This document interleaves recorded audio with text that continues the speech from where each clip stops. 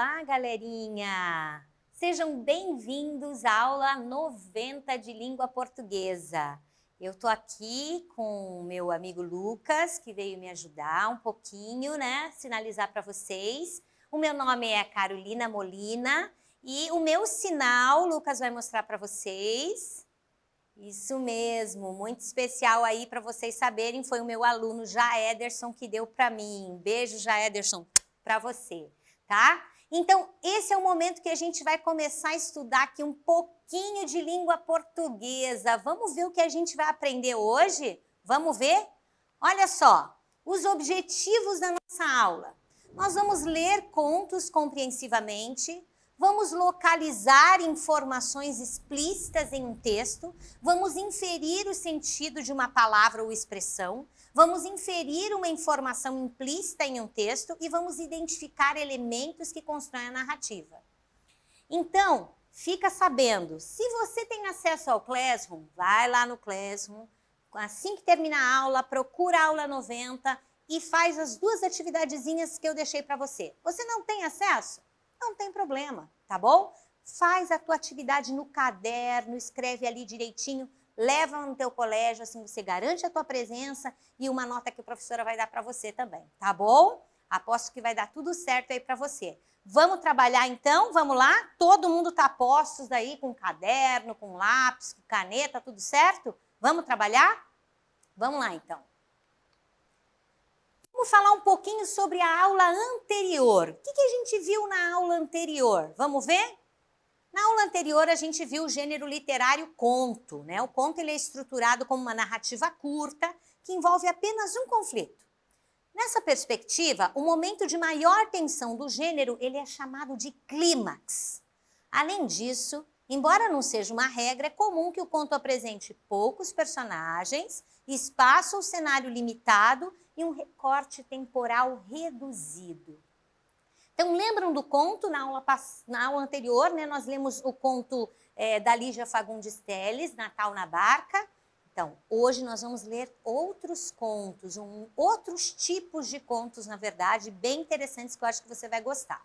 Vou apresentar para vocês essa nossa amiga aqui, a Heloísa Seixas. A Heloísa Seixas, ela escreveu Contos Mínimos. São pequenos contos que durante quase 10 anos ela publicou na imprensa, primeiro no jornal Folha de São Paulo e depois na revista Domingo do Jornal do Brasil.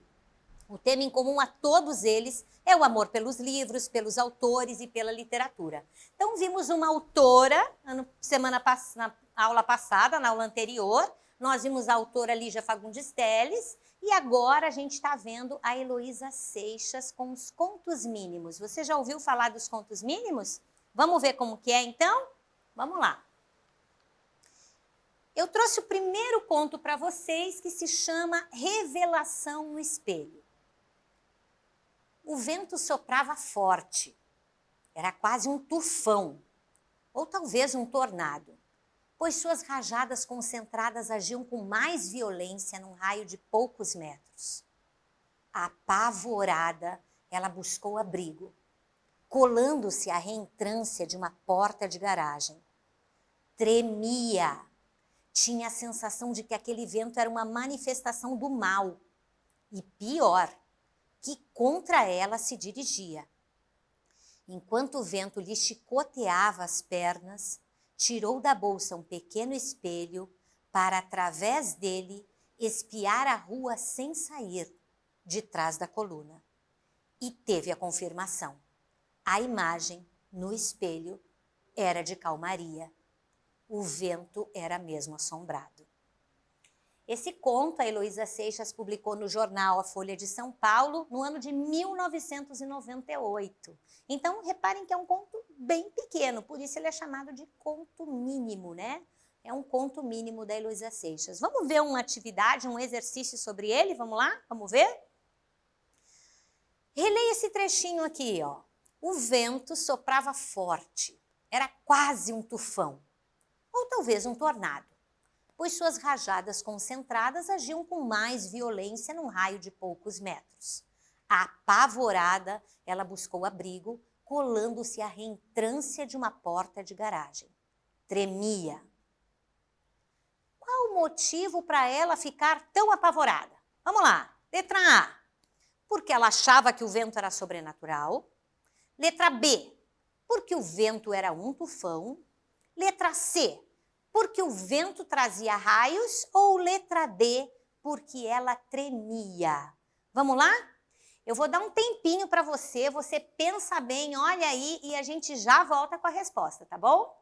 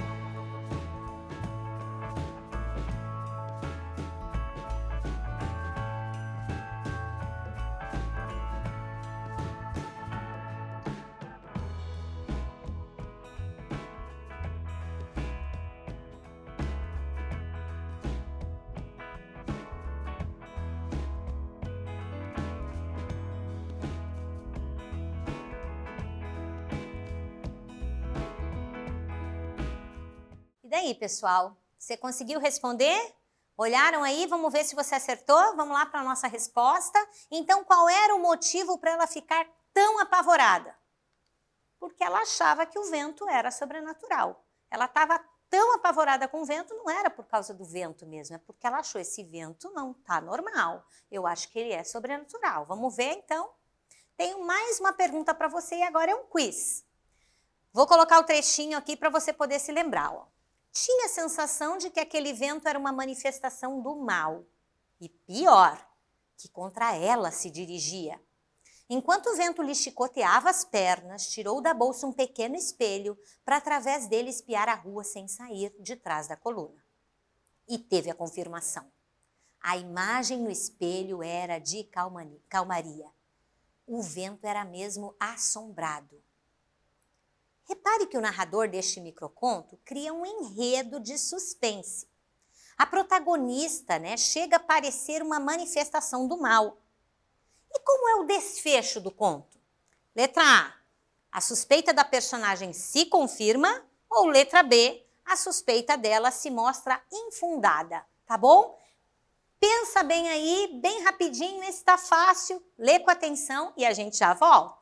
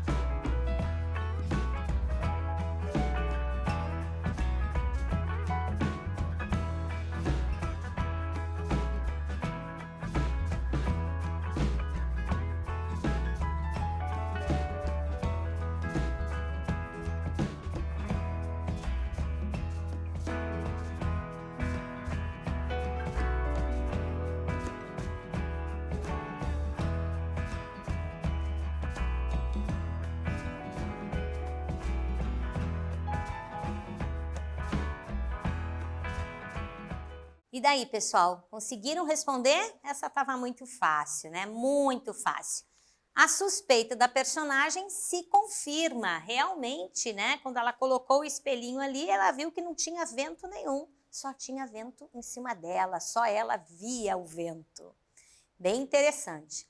Outro conto mínimo para você. Vamos ler esse conto mínimo aqui? Muito legal. Gente, quero falar uma coisa para você. Você que está se preparando, né? Ano que vem vocês vão fazer vestibular, vão fazer Enem, vão fazer vários cursos. Muitas vezes caem esse tipo de conto. Contos mínimos, né? Em que você precisa prestar muita atenção para fazer a interpretação deles. Fica ligado. Olha esse aqui. Múltiplo sorriso. Pendurou a última bola na árvore de Natal e deu alguns passos atrás. Estava bonita. Era um pinheiro artificial, mas parecia de verdade. Só bolas vermelhas. Nunca deixava de armar sua árvore, embora as amigas dissessem que era bobagem fazer isso quando se mora sozinha. Olhou com mais vagar. Na luz do fim de tarde, notou que a sua imagem se espelhava nas bolas. Em todas elas lá estava seu rosto. Um pouco distorcido, é verdade, mas sorrindo. Estão vendo? Diria as amigas se estivessem por perto. E não estou só. Um outro conto mínimo aqui, né, da Heloísa Seixas. Olha que interessante, esse aqui que se chama Múltiplo Sorriso e já caiu em vestibular também. Vamos lá para um exercício, vamos pensar um pouquinho? Olha lá. O título do conto é Múltiplo Sorriso. No entanto, enquanto lemos o conto, percebemos uma contradição irônica entre o título do conto, Múltiplo Sorriso, e o desenvolvimento. Que contraste é esse? Tem ali, né, que está contrastando. Letra A, animação e meditação. Letra B, admiração e desvirtuamento. Letra C, decoração e inutilidade. Ou letra D, alegria e isolamento. Vamos ver? Você responde para mim, eu dou um tempinho para você, pensa aí com carinho e a gente já volta.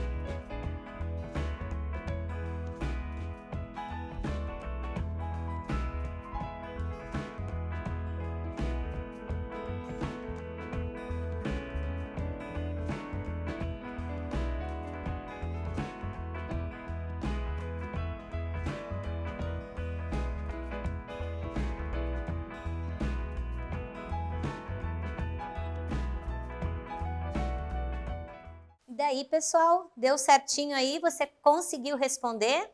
Tava fácil, né?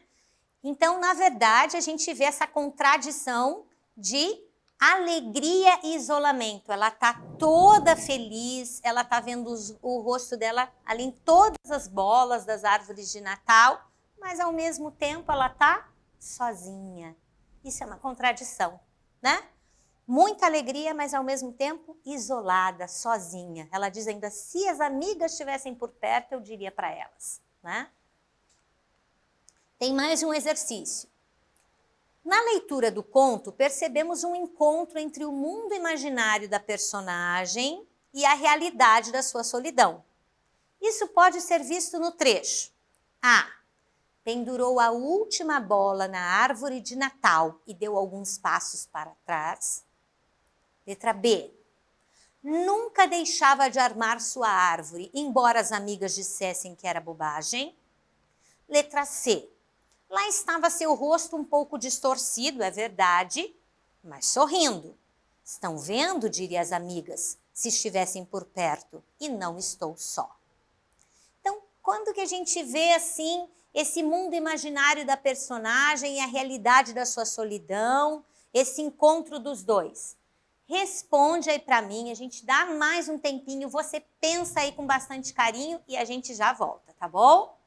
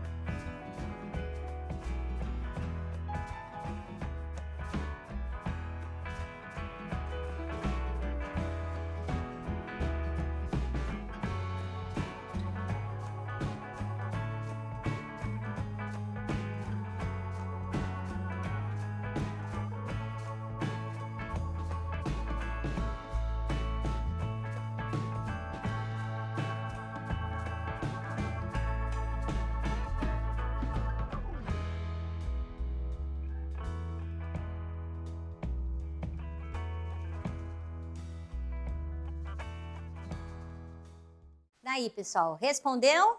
Responderam aí, tá tudo certinho? Deu certo aí? Vamos ver? Olha, bem fácil. O mundo imaginário da personagem, a realidade da sua solidão, a gente vê nesse trechinho final. Lá estava o seu rosto, um pouco distorcido, é verdade, mas sorrindo. Estão vendo, diria as amigas, se estivessem por perto, e não estou só. Interessante você pensar aqui, né, nesse mundo imaginário dela que ela fazia para não se sentir sozinha. Ok. E agora a gente vai falar de um outro gênero textual, tá? A gente vai falar sobre o microconto. Microconto, que é um gênero ainda, né? A gente já achou contos mínimos, um conto pequenininho. Agora a gente vai falar do microconto, que é menorzinho ainda. Olha só, é uma subcategoria de conto que foi popularizada no século XX, né? Um microconto. Os microcontos de ficção não são algo recente. Grandes nomes da literatura mundial, como Tolstói, Jorge Luiz Borges, Bioy Casares, Julio Cortázar, Ernest Hemingway, já incursionaram pelo tema. No Brasil, olha que coisa legal, né? O pioneiro foi o escritor curitibano Dalton Trevisan, com o livro Ah, é? De 1994. Mesmo não havendo nenhuma regra clara, uma das definições para o microconto seria o limite de 150 caracteres, incluindo espaços. Então, você tem Twitter? Você sabe como que é o Twitter lá? Que você tem que escrever aquele tanto de caracteres e depois já não dá mais para escrever? Então, se você até quer escrever mais, tem que fazer uma thread, fazer, né, vários posts. Pois é. É menos que o conto mínimo, né? Que é menos que o microconto ainda vai ser menos que o Twitter. Por quê? Porque o Twitter você pode escrever, parece que 240, 250 caracteres, mas no microconto você pode escrever somente 150 caracteres. Vamos ver como é isso? Vamos ler alguns contos, alguns microcontos desse aí, bem legais que eu trouxe para vocês hoje. Eu acho que você vai gostar. Vamos lá? O primeiro aqui é do Augusto Monterroso. Quando acordou, o dinossauro ainda estava lá. Mas esse é um conto, professora? Esse é um microconto. Quando acordou, o dinossauro ainda estava lá. A gente sabe até, consegue decorar até lendo uma vez só, né? Olha o outro. Do Dalton Trevisan, né? Do nosso escritor aqui, curitibano, né? Paranaense, aqui, nosso orgulho. A velha insônia tossiu 3 da manhã. Olha esse do Ernest Hemingway. Vende-se sapatinhos de bebê nunca usados. Da Lígia Fagundes Telles, lembra que nós lemos o conto Natal na Barca, que era dela na semana passada? Pois é, olha o microconto dela aqui. Fui me confessar ao mar, o que ele disse? Nada. E o último microconto aqui, Eu ainda faço café para 2, do Zach Nelson. Interessante que são apenas, né? É apenas uma frase, né? Somente 150 caracteres ou até 150 caracteres. E tem um conto aí, tem uma história aí, tem personagens. Vamos analisar, vamos ver como isso funciona? Tenho um exercício para você e é pelo exercício que a gente vai analisar esses microcontos, tá bom? Vamos lá? Primeiro da Lígia Fagundes Telles, né, que eu já disse para vocês na semana passada que eu sou fã dela, né? Fui me confessar ao mar. O que ele disse? Nada. Qual é o efeito de sentido produzido pela palavra nada nesse microconto? Reparem bem, o que ele vai deixar de sentido para você? O que ele vai explicar para você aqui? Essa palavrinha nada. Qual é o efeito de sentido? O que ela pode representar? Eu vou dar um tempinho para você, você pensa bem, lê bem o microconto e a gente já volta, tá bom?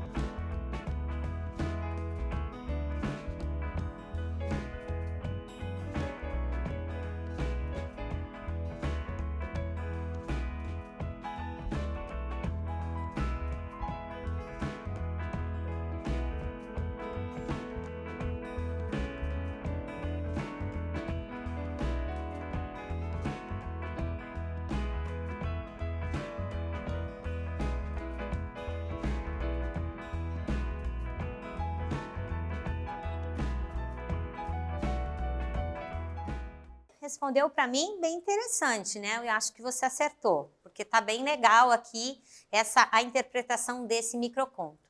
Então, qual é o efeito de sentido produzido pela palavra nada nesse microconto, né?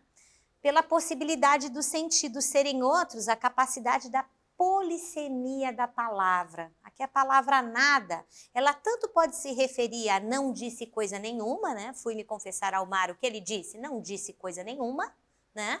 Ou se refere ao imperativo do verbo nadar, ou seja, foi uma ordem. Fui me confessar ao mar, o que ele disse? Nada, né? Venha nadar, né? Interessante isso aqui, porque você, na verdade, aqui acaba não sabendo, né? Fica no ar, que é também uma característica dos contos, que eles nem sempre contam tudo até o final, né? Não contam tudo da história.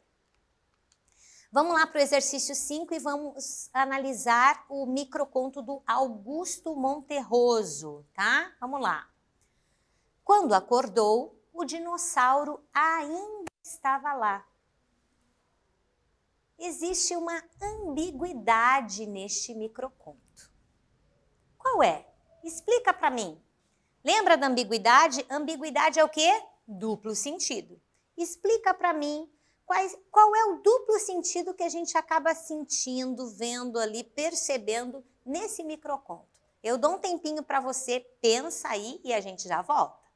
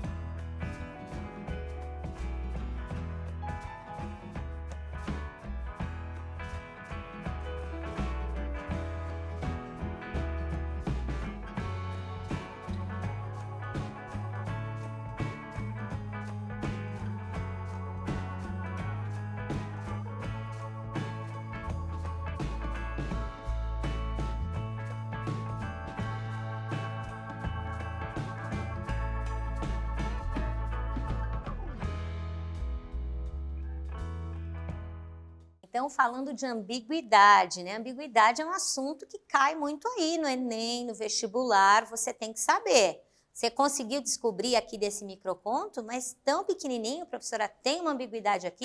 Tem, né? Vamos lá olhar? Então, da maneira como o microconto foi escrito, não há como saber quem acordou. Ó, há pelo menos duas possibilidades. Se foi um personagem, né, um sujeito oculto, quando ele acordou, né, o dinossauro ainda estava lá, né, acordou quando o dinossauro ainda estava lá, ou se foi o dinossauro que acordou e o personagem que está oculto aqui ainda estava lá, ó. Quando acordou o dinossauro, ainda estava lá, ele ainda estava lá. Né? Então, aqui a gente tem uma ambiguidade, a gente não sabe de quem ele está falando, né? Claro que esse não é um vício de linguagem nesse caso, com certeza foi intencional, tá?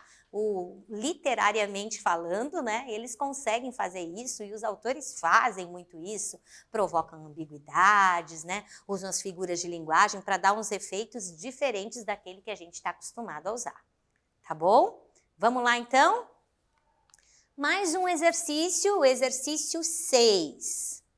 Eu ainda faço café para 2, do Zach Nelson, tá? Qual é o efeito de sentido da palavra ainda nesse contexto? Então, quando a gente olha para algumas palavras, as palavras elas dão alguns sentidos diferentes, né? E aqui a palavra ainda, ela dá um sentido diferente. Qual é esse efeito de sentido que a palavra ainda dá a essa frase, a esse microconto, tá? Eu vou dar um tempinho para você pensar e a gente já volta para conversar sobre isso, tá bom?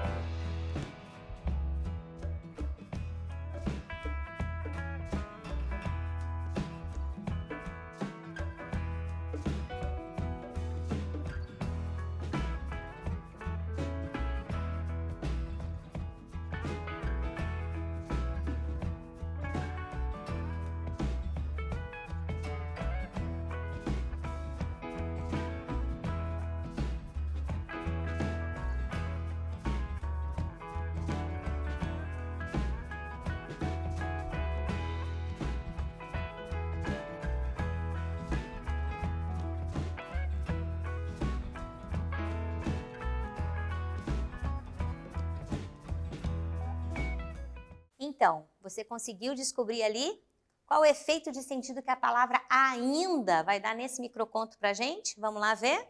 Olha só. é o uso da linguagem como lugar em que se defrontam as subjetividades dos interlocutores. O que quer dizer isso, professora? Bom, seria necessário conhecer todo o contexto para compreender o sentido de por que a personagem continua a fazer café para dois. A gente não sabe por quê, certo? Por algum motivo ele diz que fazia café antes e continua fazendo, pois ele diz ainda. É muito interessante, né, como apenas às vezes uma palavra pode mudar todo o sentido, né, dar um sentido todo especial ali, né, para qualquer texto, e nesse caso no microconto ainda, que são poucos caracteres, mas ainda acontece, né? Então, vamos ver o resumo da nossa aula de hoje? Vamos ver o que a gente aprendeu? Olha lá. Hoje nós lemos contos, os contos mínimos de Heloísa Seixas, lemos 2 contos mínimos e lemos microcontos. Alguns microcontos nós lemos ali, certo? Localizamos também informações explícitas nos textos. Inferimos o sentido de uma palavra ou expressão, né, o efeito de sentido dessa ou daquela palavrinha, né, como que ela faz ali dentro do texto. Nós inferimos também uma informação implícita em um texto e identificamos os elementos que constroem a narrativa. Ok? Agora que a gente já terminou essa aula de hoje, espero que você tenha gostado da aula e quero dizer uma coisinha para você muito especial. Não esquece de ir lá no Classroom, deixei 2 atividadezinhas preparadas para você, responde essas atividades e depois, tá? Se você não tem acesso, faz no caderno, leva no teu colégio e assim você garante a tua presença, tá? Muito obrigada, obrigada pelo carinho de vocês e até uma próxima aula. Beijo!